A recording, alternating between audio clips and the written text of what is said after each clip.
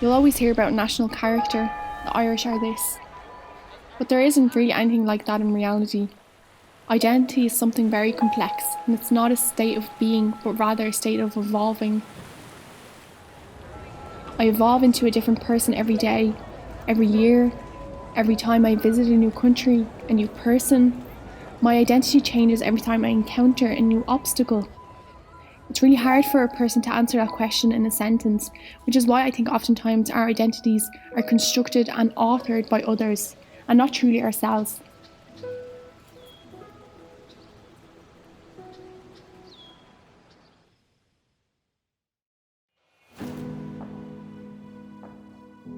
My name is Yara. I'm currently working in the Senate in the Irish Parliament. I find myself currently delving into the world of public affairs and political communications. I'm Palestinian. I'm also Irish, born and raised in Dublin. I have extremely close ties to both regions, traditions and cultures. I really enjoy being involved in politics, working on social justice in particular. For now, I'm researching politics and the political landscape in Ireland and in Palestine. I think politics is inevitable for a Palestinian. You're just born into it. Everything is politicised. It's why I'm here. It's why my parents came and resided in Ireland. It has moulded my perspective because I'm tied and bound to a whole nation of Palestinians who are fighting for their rights and their lives.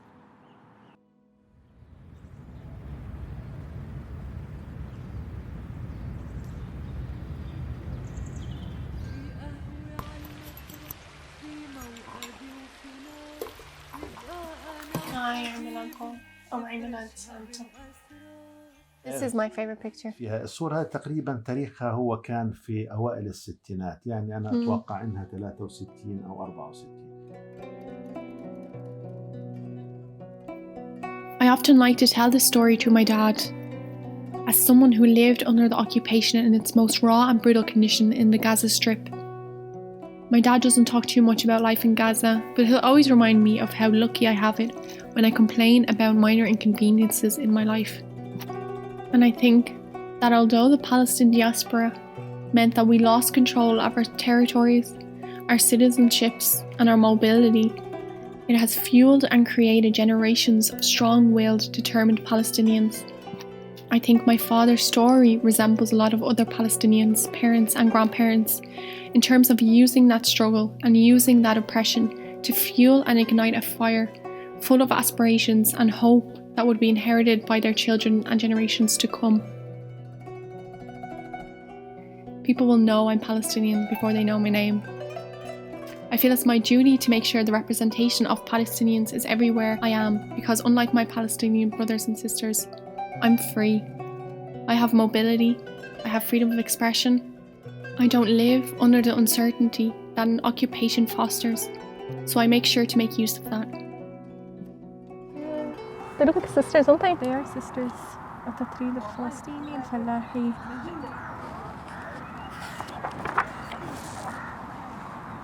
Oh, look, even the kids are doing it. Wow. You know, what are we referring to? Are we referring to home, as in like where you reside, or like, you know, your geographic location, or are you talking about homeland with a capital H? Which is like, so it could be like for diaspora communities, it could mean a place they've never visited in their life, or they don't speak the language of that country, but it's their homeland. You know, for like Kurds, you know, Kurdistan, or for Palestinians, Palestine, you know, there's 7 million Palestinian refugees who are not granted re-entry into Palestine, can't go into their country, but they're so tied and bound to this country, and that's their homeland, but it's not their home. Maybe. Oh, yeah. Yeah, each city in Palestine has their own embroidery like patterns. But look how different that style is from the other ones. Everything is so different. Oh wow. Because Mama, like, she can identify each pattern. That's Yafa. Based on the city. The memory of Palestine was only kept alive through my mom and her love for Palestine, and you know, she would practice Palestinian embroidery at home, and obviously like we grew up in an Arab household, like, you know, Palestinian cuisine was at the center of our household, and we always were familiar and we always loved Palestinian culture. But then obviously when we did end up visiting Palestine, the first time when we were kind of more aware, I'd visited when I was 2 maybe, so I was really young.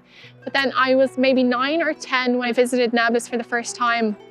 And that was just like the craziest experience ever for two, Irish Western children, going to an occupied land and going through the border and going through, the security checks. And it was the craziest experience ever.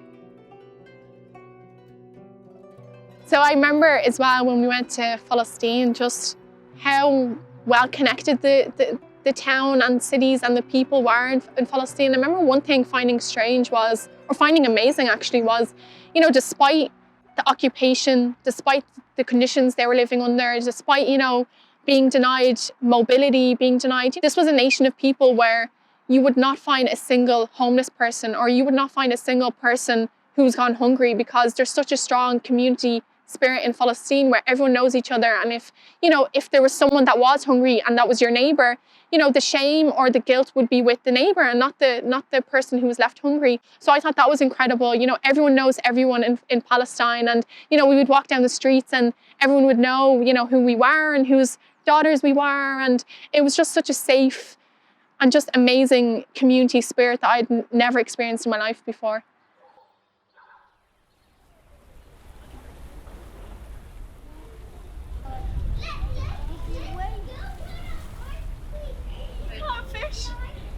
So good. You put it back into the sea? Yeah, sometimes. They're bigger enough, like these size. Oh, you bring it back home? Yeah.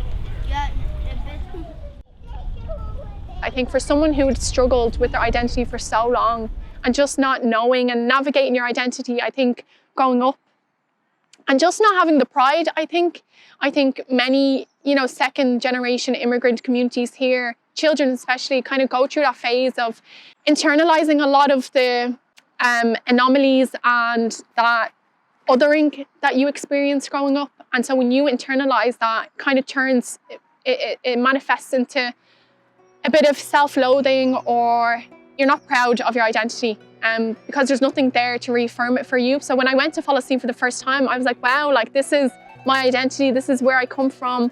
And so I just left Palestine at 10 years old, just so proud of my identity.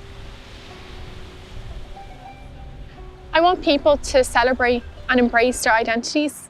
We shouldn't feel pressured into conforming into a social or political culture that doesn't provide the space or freedom for us to practice our identities. And at times it will feel like a struggle and a battle for equality, but it's only when we jeopardize our identities that we've truly lost. I think we should be using our background, our characteristics that, makes us different, and use it to benefit our circle, our society,